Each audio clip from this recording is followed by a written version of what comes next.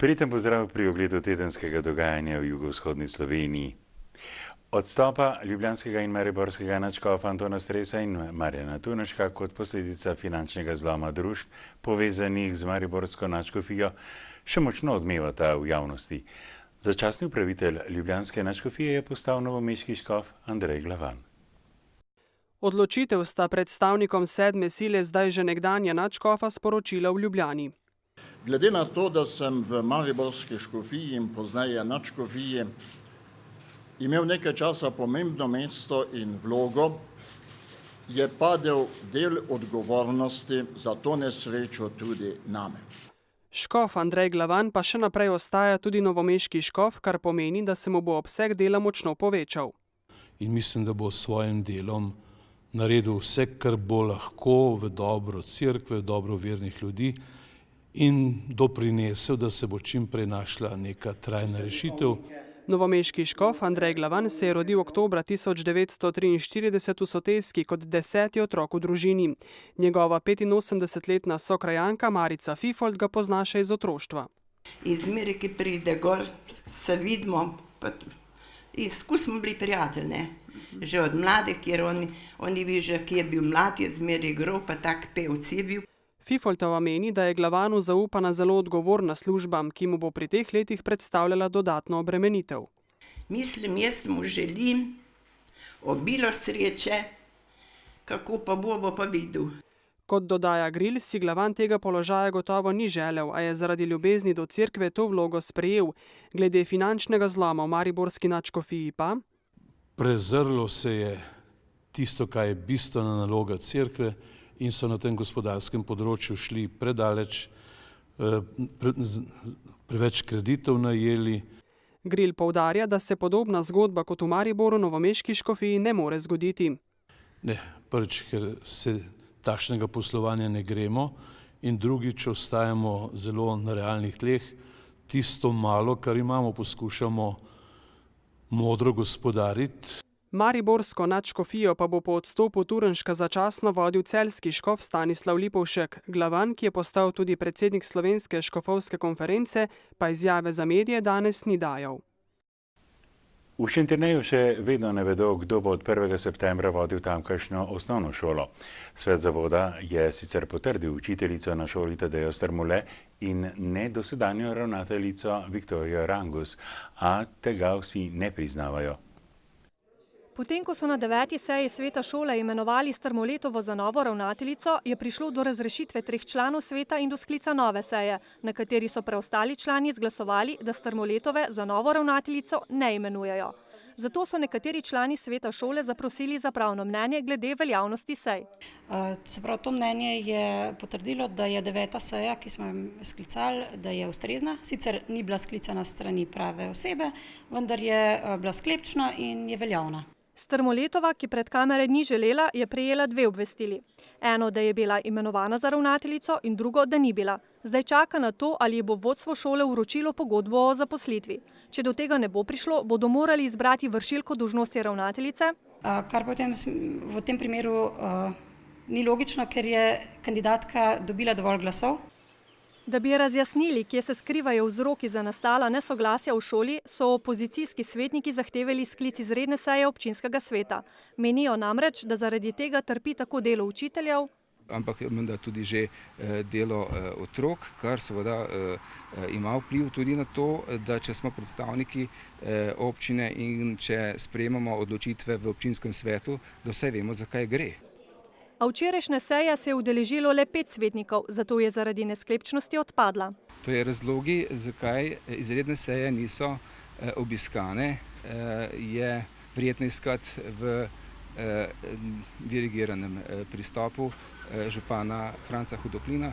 Po podatkih, ki sem jih dobil v tajništvu, se je 9 občinskih svetnikov upravičilo za današnjo sejo.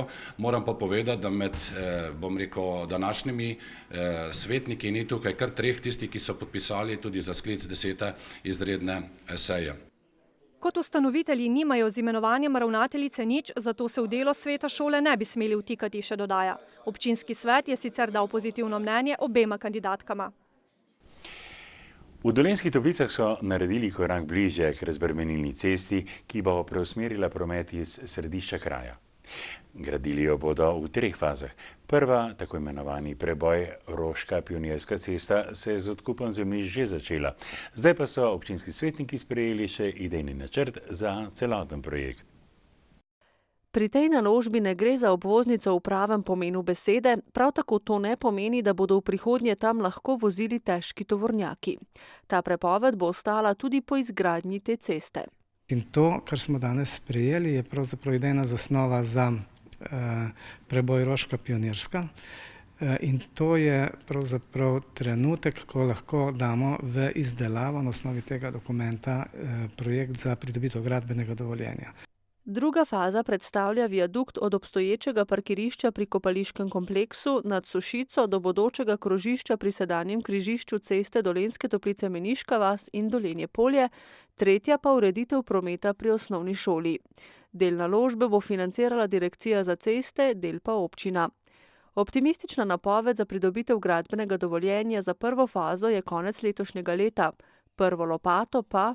Ko smo pred meseci se pogovarjali z Direkcijo Republiško za ceste, so nam obljubili, da lahko zapičimo prvo lopato v naslednjem letu.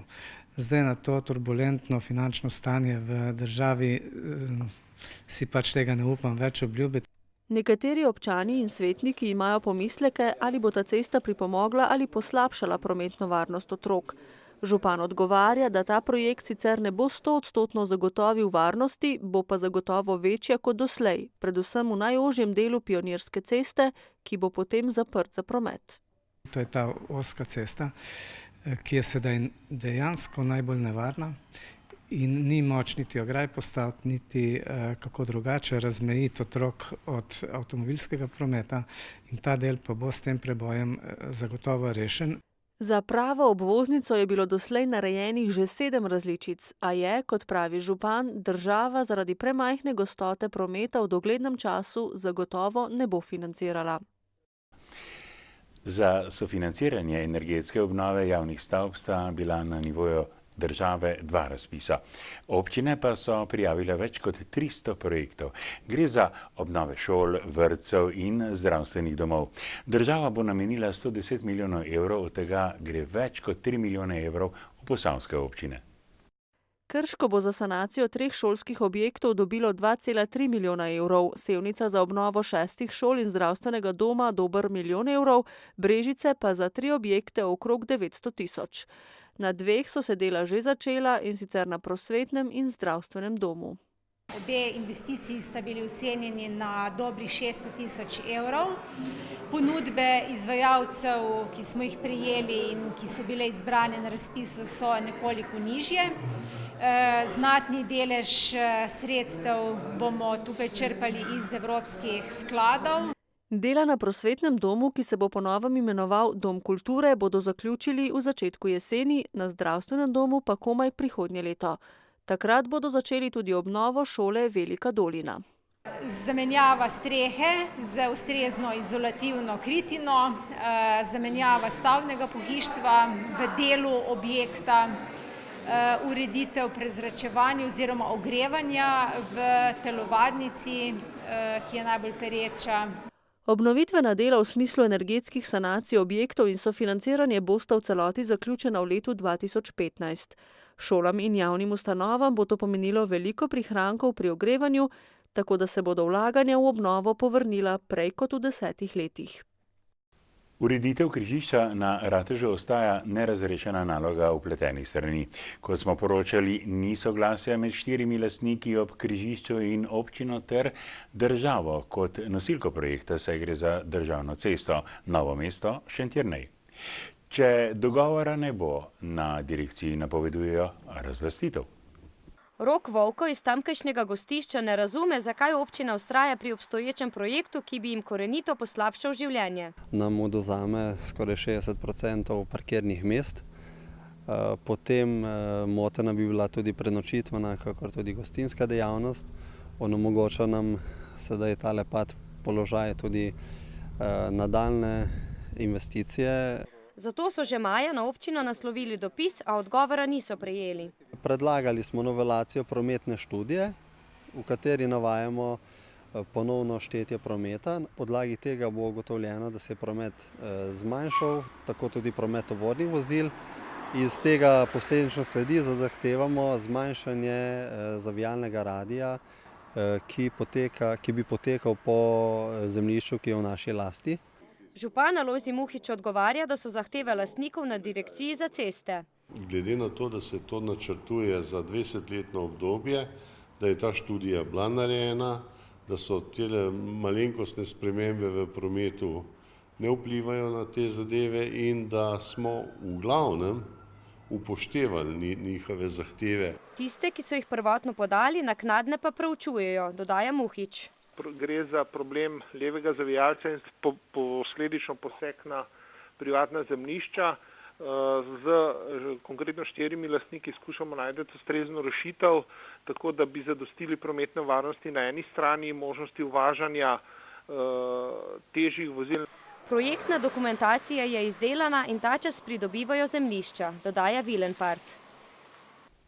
Po 3 letih naj bi prihodnji mesec končno nadaljevali gradnjo pokritega vkopa v sklopu Dolenjske avtoceste pri Mirni Peči. Na javnem razpisu so med 3 izvajalci kot najugodnejšega izbrali partnerja v skupnem nastopu, novomeško podjetje CGP in CVP Engineering. Glavna dela, zlasti kar zadeva trase avtoceste in priključkov nanje, bodo s tem vsekakor najpozneje do konca letošnje jeseni zaključena, so nam zatrdili v družbi za avtoceste. Spomnimo, na Darsu so pogodbo za premostitvene objekte na trasi avtoceste Ponikve-Hrastje, ki vključuje tudi pokriti vkop, sprva sklenili s partnerji v skupnem nastopu, z SCT-jem, s Primorjem, Kraškim zidarjem in z Vegradom za vrednost 7,15 milijona evrov. Od tega je bila vrednost pokritega vkopa dobra 2 milijona evrov. Zaradi insolventnosti teh partnerjev so na Darsu prekinili pogodbo in unovčili bančno garancijo za dobro izvedbo del. Tako bodo vsa še preostala dela na pokritem vkopu poravnali iz tega naslova. Na razpis so prejeli 3 ponudbe, pogodbo v višini slabih 700 tisočakov pa so sklenili s podjetjema CGP kot vodilnim partnerjem in CVP Engineering. Dela naj bi stekla avgusta, pogodbeni rok izvedbe del pa je 105 dni od uvedbe izvajalca v delo. Pomembno pa je, da se začne tukaj nekaj dogajati, ker tudi ta cona se nekako zaključuje, infrastruktura v coni se zaključuje in dejansko je ta pokritev vkop nujno potrebno, da se tudi nekako sprosti oziroma da promet steče po njemu. Do zdaj sta zgrajeni približno 2/3 pokritega vkopa. Tako bo treba zgraditi še 24-metrsko prekladno konstrukcijo, dokončati izkop v polovici objekta, izdelati notranje stene, delno zasipati objekt, odstraniti vse začasne deponije in teren nad pokritim vkopom pokriti s humusom. Iz družbe Akrapovič so sporočili, da so se zaradi napovedanih novih davčno-fiskalnih ukrepov v Sloveniji, ki po njihovem mnenju predstavljajo nepredvidljivo poslovno okolje, odločili, da bodo začasno ustavili vse večje investicijske projekte njihovega podjetja. Tudi za letos načrtovano gradnjo skladično-proizvodnega objekta v Črnomlju. To je za nas velik šok, saj v občini beležimo skoraj 20% brezposelnost, pravi črnomaljska županja Mojca Čema Stjepanovič. In bi 100 delovnih mest, ki je bilo predvidenih za prvo polovico naslednjega leta po realizaciji investicije, ki je bila planirana strani družbe Akrapovič, pomenilo veliko za območje celotne Bele krajine. Še posebej zaradi nadaljnjih načrtovanih odpuščanj v Sekopu, ki bo prihodnje leto zaprl vrata. V njihove nekdanje prostore pa naj bi proizvodnjo preselila družba Akrapovič. Jaz samo srčno upam, da bo program, ki je bil predviden, prenešen na naše območje, seveda, ko bodo za to ustrezni pogoji, bodisi prostor ali nove investicije ali pa prostor, za katerega je že lastnik gospod Akrapovič oziroma družba Akrapovič.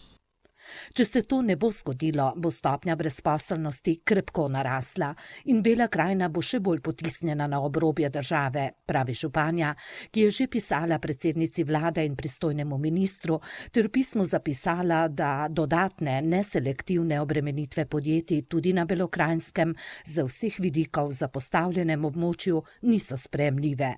Pričakuje, Da bodo zelo krepko premislili, kakšne ukrepe naložiti tistim, ki delajo, ki ustvarjajo novo dodano vrednost in omogočajo določen razvoj. Tukaj mislim tako na podjetnike, se pravi na družbe, na SP-je, kot tudi ne nazadnje na kmete.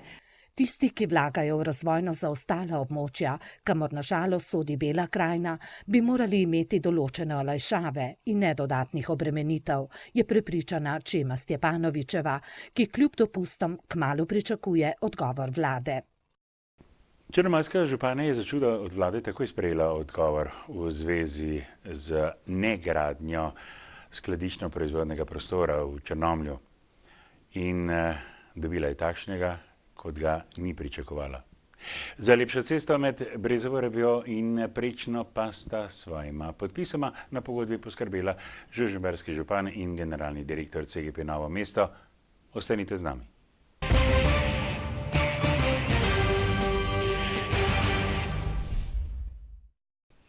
Da je družba Akrapovič zaradi napovedanih davčno-fiskalnih ukrepov v Sloveniji ustavila vse investicijske projekte in tudi gradnjo skladiščno-proizvodnega objekta v Črnomlju, ki naj bi prihodnje leto Belokranjcem zagotovil 100 novih delovnih mest, smo že poročali. Glede na 20% brezposelnost v občini je šokirana črnomaljska županja poslala apel vladi in pristojnemu ministru za delo, zdaj pa je odgovor tudi prejela. A ta je zelo načelen, saj so na Ministrstvu za gospodarstvo v njem le ponovili že znane stavke. Govori se o stanju, da se zavedajo o težkem položaju v Pokolpju in pa o tem, kar je v programu Pokolpja predvideno. Dejstvo je, da z našim dopisom glede družbe Akrapovič ni bilo govora ne o Pokolpju. Naj povem, da do danes družba Akrapovič nikoli ni govorila o kakšnih sredstvih iz naslova Pokolpja. V družbi Akrapovič so se odločili ustaviti naložbe zaradi napovedanih ukrepov vlade, ki po njihovi oceni predstavljajo nepredvidljivo poslovno okolje, poudarja županja, ki je v pismu na to dejstvo opozorila vlado, a na to ni dobila odgovora. Sicer odgovor je bil dan, zelo načelen, je pa res, da v zadnjem stavku piše, da se bomo usedli in se tudi pogovorili. Upam, da bo to res v čim krajšem času. Z odhodom Sekopa namreč črnomaljski občini grozi še veliko večja brezposelnost. V Žužemberku sta tamkajšnji župan Franc Škufca in generalni direktor CGP-ja Marjan Prešeren podpisala pogodbo o prenovi ceste Brezova Reber Prečna. Občina je v letošnjem proračunu za ureditev tega odseka zagotovila 300 tisočakov. S tem po nekaj letih uresničujejo projekt, ki je pomemben predvsem za prebivalce Ajdovske planote, saj jim ta cesta predstavlja bližnjico do Novega mesta. Če grejo dol je po Prečni 5 do 7 minut, če gre pa okolje pa pol ure, pa še več. Zelo pomembno. Sploh pa zjutraj, ko treba iti na šiht, ko se treba zgodaj ostati. Pozim seveda tudi problem glede posipanja, kajti ne more se posipati z soljo in je bila včasih tudi poledenela. Več kot 5 kilometrov ceste je še makadamske. Z današnjim podpisom pogodbe pa so se v novomeškem podjetju zavezali, da bodo do konca septembra uredili 1500 metrov dolg odsek. Gradbeni stroji naj bi na terenu zabrneli v 14 dneh. Konkretno se gre o 1,5 km asfaltirane ceste v širini 5 metrov, to se pravi celotni spodnji in zgornji stroj ceste, kot se pač pri rekonstrukcijah običajno izvaja. Ker vsa zemljišča ob cesti niso bila občinska, so se morali na občini najprej dogovoriti s skladom kmetijskih zemljišč in gozdov ter zasebnimi lastniki o prenosu lastništva. Odmera je bil naš projekt in pa seveda izdelava projekta za izvedbo PZI-ja. To je naša vrednost bila že v prejšnjem letu in pa seveda prepisi na nas in pa vse te zadeve, to je bilo ureditev zemljiško-knjižnih zadev, je bila naša zadeva. Za dokončno ureditev ceste Brezova Reber Prečna bo sicer treba asfaltirati še 600 metrov ceste v Žužemberški, 2900 metrov v Mirnopeški in 80 metrov v Novomeški občini. Območje, ki ga je v preteklem tednu v občini Krško zajela toča, obsega okrog 200 hektarjev na zahodnem delu občine.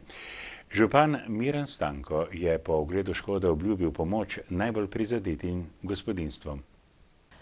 Pred tistimi, ki živijo izključno od kmetijstva, je težko leto, saj je ponekod toča popolnoma, torej 100% uničila pridelek. Škoda je res tolikšna, da bo treba na nek način tem ljudem tudi pomagati. Tisti, ki nimajo tega zavarovanja, bo pač na nek način poskušali najti kakšno varianto. Ekipa, ki je pregledala sam teren, se pravi, je bila tako z področja kmetijstva kot z področja gospodarske infrastrukture, bilo je uničenih tudi nekaj manjših poti in cest, tako da bomo tudi pripravili načrt, kako to sanirati. V občinskem proračunu je nekaj sredstev namenjenih za pomoč občanom v posebnih razmerah oziroma ob določenih katastrofah. Župan meni, da bi lahko ravnali po praksi pri požarih. Pri požarih je bila dosedanja praksa takšna, da smo imeli en splošen sklep, do višine 5000 evrov smo pomagali posameznim gospodinjstvom. Imeli smo približno 3 ali 4 take primere, ki smo jih tudi potem rešili na ta način ali z materialom ali pa z denarnimi sredstvi, če je bilo to bolj smotrno. Glede na to, da so pravila o dodeljevanju takšne izredne pomoči znana, ni potreben dodaten sklep občinskega sveta, je povedal župan. Začetek prestajanja zaporne kazni menedžerja Bineta Kordeža v Dobskem zaporu je sprožilo val vprašanj, kot so, naprimer, na kateri oddelek so ga uvrstili in ali je deležen kakšnih posebnih ugodnosti. Zato je vodstvo medijem predstavilo postopke sprejemanja novih obsojencev. Samo letos so v Dobski zapor sprejeli 165 novih zapornikov, kar je več kot v primerljivem obdobju v preteklih letih. Od tega jih je velika večina prišla iz pripora, 41 pa jih je prišlo samih, med njimi tudi Kordež, ki je bil zaradi zlorabe položaja obsojen na 6 let in 5 mesecev zapora. Na Dobu se je zglasil v petek okrog 1 ura zjutraj. Običajno sodišče določi uro, do katere se morajo javiti, ni pa nujno. Torej na dan, torej vseh 24 ur na datum, ki je določen v pozivu. Ko obsojenec pride na prestajanje kazni, ga najprej identificirajo, pregledajo in nato pospremijo na sprejemni oddelek. Tukaj se potem še podrobneje pregleda njegova prtljaga, odvzame se mu tisto, česar v tem trenutku še ne more posedovati in se začasno skladišči. Pregleda se tudi njega in potem se ga namesti v sobo za novo sprejete obsojence. Sprejemno obdobje traja do 30 dni, v tem času pa sprejmejo odločitev o njegovi nadaljnji namestitvi in statusu. Včasih čakamo na kakšne podatke iz sodišč, včasih iz centra za socialno delo, včasih preverjamo zdravstveno stanje in tako naprej. Tako da se potem, ko so vsi ti podatki zbrani, se potem sprejme odločitev. Odločitev, na kateri oddelek bodo dodelili posameznega zapornika, sloni predvsem na presoji v zavodu. Torej, da ne bo odšel na beg oziroma se odstranil, da ne bo storil kakšne hujše kršitve hišnega reda in podobno, in torej, da se bo držal pravil, ki veljajo v tem režimu.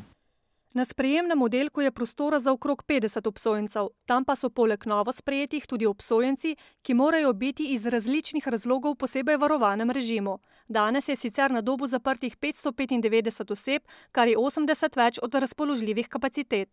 Povprečna kazen znaša 7 let in pol zapora, 11 zaprtih oseb pa tam prestaja 30-letno zaporno kazen. V Šentjerneju bodo v prihodnje dobili hotel. Vsaj takšni so načrti Ivana Kralja, sicer direktorja podjetja Arex, ki je lastnik kompleksa nekdanje gostilne Recelj. Stavba že dobro desetletje propada, zato svetniki podpirajo njegovo ambiciozno zamisel. Kralj ne želi, da bi šla nekdanja domačija v pozabo.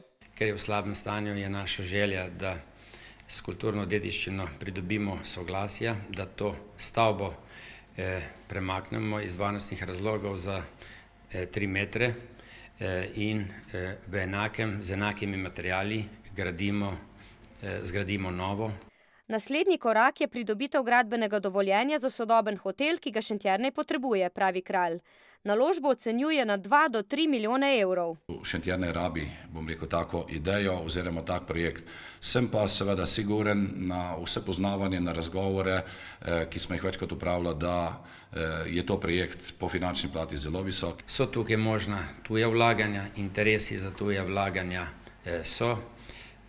Mogoče pa bo tudi v Sloveniji prišel boljši čas, ko bomo imeli gradbeno dovoljenje, bomo lahko videli, kako bomo šli naprej. Recljevina je res, če po domače povedam, glede na propadanje, da se dela greh.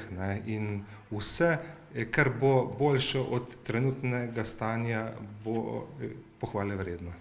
Sicer pa Kralj s poslovnimi partnerji v prihodnje načrtuje še 2 projekta. Eno je projekt Gospodična, ki imenujemo se pravi neki zdraviliški turizem sodobnega sloga. To je mišljeno na povezavi te lokacije z kmetijskim delom, nekdanjim kmetijskim delom Krecljeve domačije, ki je danes pač zazidljivo. Razviti pa želi tudi zamisel o letališču v Šentjerneju. Visoke temperature v zadnjih dneh so marsikoga zvabile ob morja, reke, jezera in potoke. Zaradi vsesplošne krize, ko si ljudje težje privoščijo oddih na morju, se jih vse več odpravi ob bližnje reke. Tudi v Straži, kjer so opremili prostor za kopanje. Kopalne površine so uredili tam, kjer je bilo zanimanje. Tako so postavili plavajoči pomol v Zalogu. No, uredili smo pa tudi plažo na levem bregu v Straži nad jezom, to se pravi tak kamniti del smo nadkrili, tako da je tudi tukaj plavajoča plaža. V Vavti vasi pa smo uredili neko razgledno ploščad, bom rekel plaža za sončenje nad Utošnim kanalom za mlinsko kolo. Občina je v ta namen porabila okrog 10 000 evrov. Se pa sedaj lahko zadržujejo na teh kopalnih vodah na reki Krki, ki je nenazadnje tudi pridobila neko čistočo, tako da je tudi kopanje varno. Tudi podatki vzorčenja, zapisani na tabli ob cesti, kažejo, da je voda primerna za kopanje. Ob našem obisku sredi dneva je prostor sameval, sicer pa se ob popoldnevih in koncih tedna tam zbira veliko ljudi, pravi župan. Lahko rečem, da jih je čezdalje več in nenazadnje, ko smo prišli z idejo za postavitev teh naravnih kopališč, so ljudje nenazadnje sodelovali, so pomagali takoj z idejami in nenazadnje tudi z delom. Tako smo polepšali ta lep košček občine, ki je bil sorazmerno zanemarjen, je še dodal straški župan. Zelo redko se primeri, da se na vodi združijo tako raznoliki in zanimivi ljudje, kot so se v Krasencu. Razlog? 5. poletni karneval mask, ki so se splavi spustile do podzemlja. Med 170 maskami smo lahko videli vse. Od političnih zapornikov, ljubiteljev Oktoberfesta, nogometašev, vaterpolistov Slovenije in Hrvaške in tudi brazilskega karnevala. Če nimamo keša, da gremo v Brazilijo, smo pa na Kolpi. Se da Kolpa primerjati z Copacabano? Z lahkoto. Ja, to je združevanje naroda, ne? Vse smo isti zdaj, Evropska unija, isti, vsi, ne? Kdo bo zmagal v današnji borbi? Mi Hrvati, drugače sem pa Janez. Tjulne, tam se bomo malo skrivali tole, da nas ne vidijo. Vse sploh niso vedeli, da smo prišli. Tudi ne bojo vedeli, da bomo prišli na cilj. Se pravi, da na Kolpi najlepše. Je najlepše in tudi bo ostalo. Na zdravje! Dajmo ga!